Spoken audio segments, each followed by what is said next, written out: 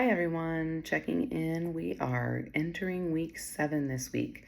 This semester has flown by. Well, I guess it's not a semester, but this period of 8 weeks has flown by. So far, you have learned a lot about working with clients and motivational interviewing and stages of change. Um, some of the barriers that people face and different things along the way. Moving into week 7, you're going to start to look at co occurring disorders. And having been in the mental health and substance use realm for many years now, I have seen, I think, started to see a good shift in co occurring disorders in both communities.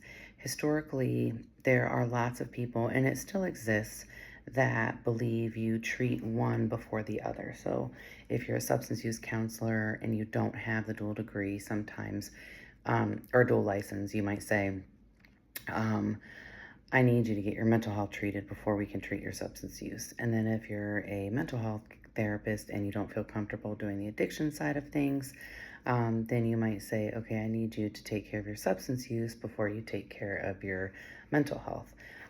But if we step back and look at the whole picture, the two are really intertwined. For example, some people are using substances because they are struggling with a mental illness.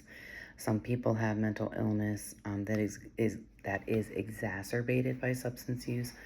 And so we really need to focus on the co-occurring disorders and how do we help people and work with people that do have co-occurring disorders, whether that's as one clinician doing both of those things or whether that's as two clinicians working hand in hand beside each other, communicating well for that continuity of care and treating both the mental health and substance use disorders together. One of the big things that I try to talk about with people is think about, let's say a person has an underlying mental illness and substance use is their way of coping. If we just take away the substances and we haven't done anything to assist with the coping skills, triggers, things like that from the mental health side of things, that person is not going to be successful in stopping their substance use because they are using substances to cope and we haven't given them any other coping skills. So we need to really focus on working together as much as possible at the same time, treating both of the identified disorders. So that's what this week is about. And then I wanted to give you guys just a little bit of information. Quiz 2 was a challenge for me.